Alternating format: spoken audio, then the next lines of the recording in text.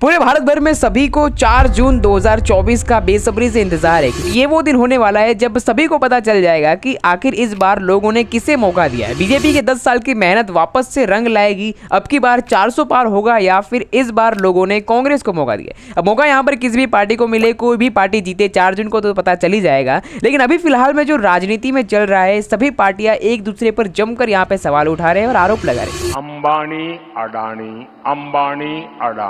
अंबानी अडानी से इतना माल उठाया है, टेम्पो भर करके नोटे कांग्रेस के लिए पहुंची है क्या? टेम्पो में भेजो मुझे।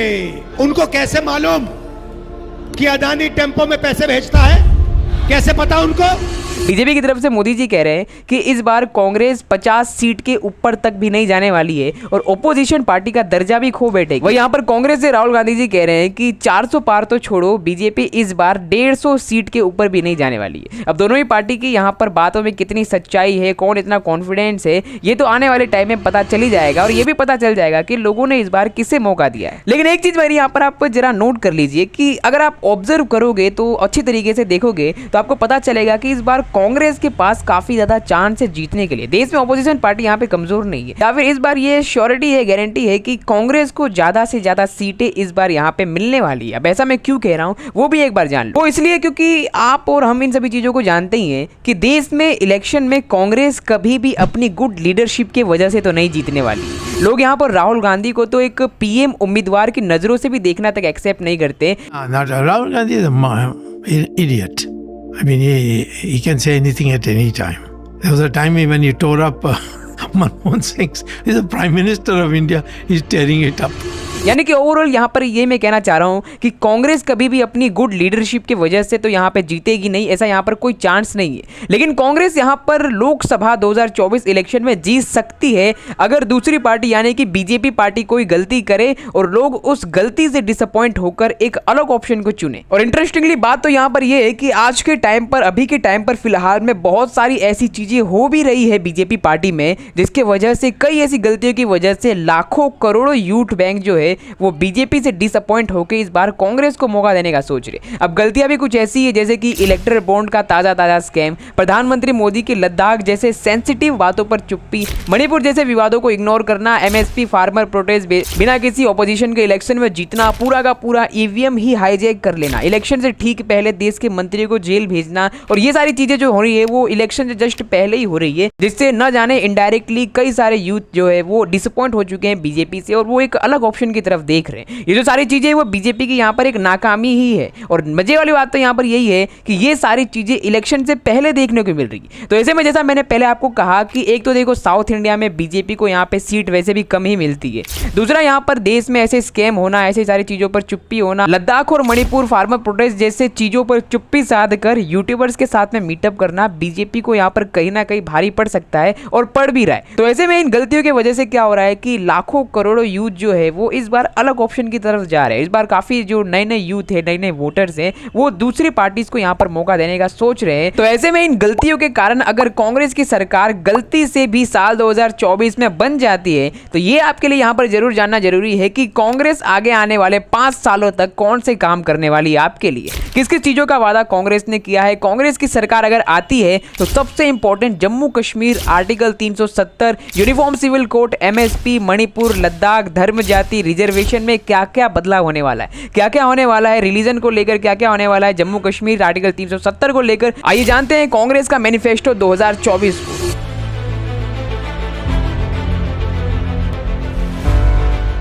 देखो सिंपल सी चीज है कि देश में जो जितनी भी पार्टियां हैं सभी चाहती है कि देश में उनकी सरकार बने, वो देश पर राज करे। इसलिए हर पार्टी हर अगले दिन दूसरी पार्टी पर आरोप लगाती है, करोड़ों रुपए खर्चा किया जाता है इलेक्शन में और जमकर यहाँ पर कोशिश की जाती है कि कैसे भी करके वो इलेक्शन में जीत जाए। इन सब के पीछे का सिंपल रीजन होता है कि उन्हें सत्ता में ही आना होता है। अब जेन्युइनली बात है कि अगर कांग्रेस पार्टी पिछले 10 सालों से लगातार कोशिश में लगी हुई है सरकार में आने के लिए, सरकार की नाकामियों को निकाल रही है, स्कैमों को खोज खोज के निकाल रही है, और अगर देश में लोकसभा में इलेक्शन ऐसे में 5 साल में एक बार हो भी रहा है, तो जाहिर सी चीज है कांग्रेस पार्टी का जो मैनिफेस्टो होगा वो तो तगड़ा ही होने वाला है। कांग्रेस पार्टी कुछ अच्छा ही वादा करेगी लोगों से, जिसमें लोग यहाँ पर जिस चीज की वजह से बीजेपी से खुश नहीं है उन सब चीजों को यहाँ पर बहुत ही अच्छे तरीके से सॉल्यूशन किया जाएगा। लेकिन अगर आप देखोगे तो कई सारे ऐसी चीजें हैं जो कांग्रेस पार्टी सत्ता में आके बदलना चाहती है, जो कि बहुत सारी अच्छी चीजें भी है। लेकिन अनफॉर्चुनेटली अगर कांग्रेस पार्टी इस बार सत्ता में आती है तो बहुत सारी ऐसी भी चीजें हैं जिससे कांग्रेस पार्टी बदलेगी, जिससे शायद देश में काफी ज्यादा परेशानी भी आ सकती है। वो कौन सी चीजें हैं वो भी जरूर जान लीजिए। लाइन से अगर मैं बात करूं, अगर सबसे पहले अच्छी चीजों की बात करूं तो कांग्रेस का लोकसभा का 2024 का मैनिफेस्टो में बहुत सारी अच्छी चीजों पर बात की गई। देश में बीजेपी के रहते हुए जो सबसे बड़ी प्रॉब्लम फेस करने को मिल रही है देश में वो है अनएम्प्लॉयमेंट और इन्फ्लेशन यानी कि महंगाई, और कांग्रेस ने अपने जो मैनिफेस्टो में है इस चीज को एकदम हाईलाइट किया हुआ है। यदि इस बार देश में गलती से भी कांग्रेस की सरकार बन जाती है तो कांग्रेस ने यहाँ पर राहुल गांधी ने ये एंश्योर किया है कि वो देश में अगले 5 साल के अंदर में 30 लाख नई वैकेंसीज को निकालेंगे और लोगों को जॉब देंगे। एक अच्छी बात यहाँ पर कांग्रेस की मैनिफेस्टो की यहाँ पर ये निकल के आई है कि कांग्रेस पार्टी को इस बार इतना कॉन्फिडेंस है कि वो इतना जॉब देने में सफल हो पाएगी कि वो एक नया जॉब कैलेंडर तक निकालेगी, जिसमें हर महीने किस डिपार्टमेंट में किस इंस्टीट्यूशन में कौन सी जॉब है, कौन सी वैकेंसी निकाली जाएगी, उन सब का डिटेल्स यहाँ पर दिया जाएगा। यानी कि आप सोच सकते हो कि यहाँ पर कांग्रेस ने इस बार कितना तगड़ा विजन बनाया है एम्प्लॉयमेंट को लेकर। लेकिन यहाँ पर एक प्रॉब्लम जो है वो देखने को मिल सकती है इन सब चीजों में, वो जनरल कास्ट के लोगों के लिए। हालांकि कांग्रेस ने यहाँ पर ये वादा तो किया है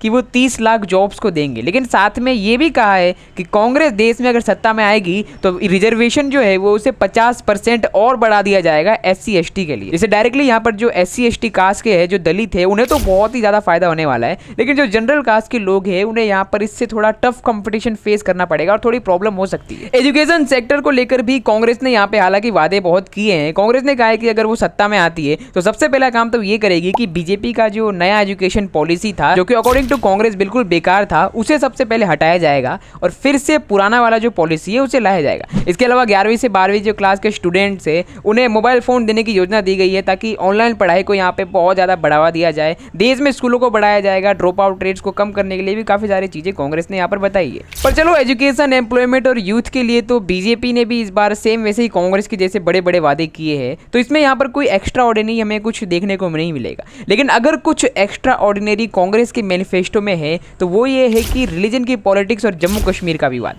कांग्रेस पार्टी को यहाँ पर सबसे ज़्यादा क्रिटिसिज्म अगर किसी चीज़ में देखने को मिलता है, कोई अगर रीज़न हो मेन, तो वो यही है कि पास्ट में जो कांग्रेस लीडर रह चुके हैं उन्होंने कई सारे ऐसे काम कर दिए हैं जो कांग्रेस को मेड इन चाइना बना देती है। चाइना से यहाँ पे करोड़ों रुपए के फंड लेने के साथ में पाकिस्तान के द्वारा जब 26/11 का अटैक किया था तब कांग्रेस की सरकार ने यहाँ पर कोई एक्शन भी नहीं लिया था। इन सारी चीज़ों की वजह से क्या है कि लोगों के मन में एक थोड़ी सी बैड छवि बन चुकी है, इमेज बन चुकी है। लोग यहाँ पर कांग्रेस को सिक्योरिटी की नज़र से हल्का कमजोर समझती है और यहाँ पर कांग्रेस को जिताकर वो किसी भी हालत में देश की सिक्योरिटी खतरे में नहीं डाल सकती है। पर कांग्रेस ने इस चीज़ के लिए भी यहाँ पर काफ़ी सारे चीज़ों का वादा किया है। कांग्रेस में राहुल गांधी ने ये कहा है कि मोदी जी तो खाली भाषण में यही कहते हैं कि चाइना को उन्होंने सीमा से भगा दिया है, लेकिन रियलिटी तो ये है कि चाइना ने लद्दाख की और जम्मू कश्मीर की कई एकड़ की जमीन पर कब्जा करके वहाँ पे अपने ट्रूप्स बना लिए। इसलिए कांग्रेस सरकार अगर देश में सत्ता में आती है तो कांग्रेस ने यहाँ पे ये प्रॉमिस किया है कि वो चाइना के अगेंस्ट एक्शन लेंगे, लेकिन यहाँ पर कुछ खास ऐसा एक्शन देखने को नहीं मिला है मैनिफेस्टो में।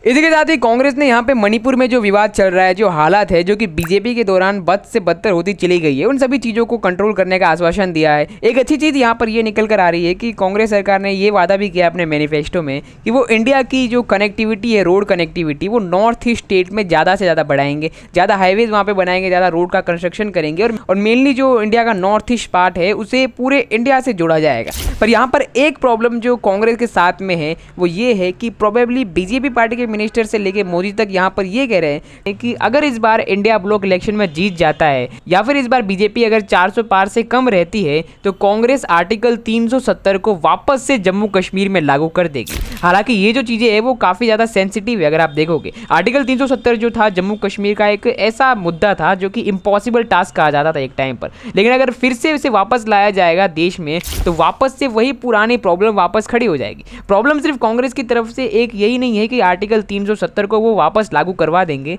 लेकिन प्रॉब्लम यहाँ पर ये भी है कि कांग्रेस ने ये भी वादा किया है कि वो यूनिफॉर्म सिविल कोड को भी हटा देंगे। यूसीसी ऐसी चीज़ है जो कि देश में रहने वाले सभी लोगों को, चाहे माइनॉरिटी हो चाहे मेजॉरिटी हो, सबको, सब रिलीजन को इक्वलिटी देता है। यहाँ पर किसी के ऊपर कोई यहाँ पर नीचे नहीं बताया जाता है, किसी को ऊपर नहीं बताया जाता। यूसीसी हटाना यहाँ पे एक काफ़ी बैड चॉइस हो सकती है कांग्रेस। लेकिन वही मैं वापस कहना चाहूँगा कि कांग्रेस का यहाँ पर जो अच्छा काम नहीं अगर हम इसे कॉन्साइड कर सके वो यही है कि यूसीसी और एनआरसी को हटाया जाना चाहिए। तो ओवरऑल यहाँ पर यही है कि कांग्रेस के मैनिफेस्टो में सिर्फ यही चीज़ें अच्छी नहीं है कि वो 370 को वापस ला देंगे। वैसे आपको यहाँ पर क्या लगता है कि बीजेपी की गलतियों का फायदा उठाकर क्या कांग्रेस यहाँ पर इस बार इलेक्शन में जीत पाएगी, या फिर कांग्रेस यहाँ पर कितनी सीट लेकर आ पाएगी? अपनी जो राय है वो सबके साथ शेयर करो और सब्सक्राइब करो ऐसी और वीडियोस के लिए।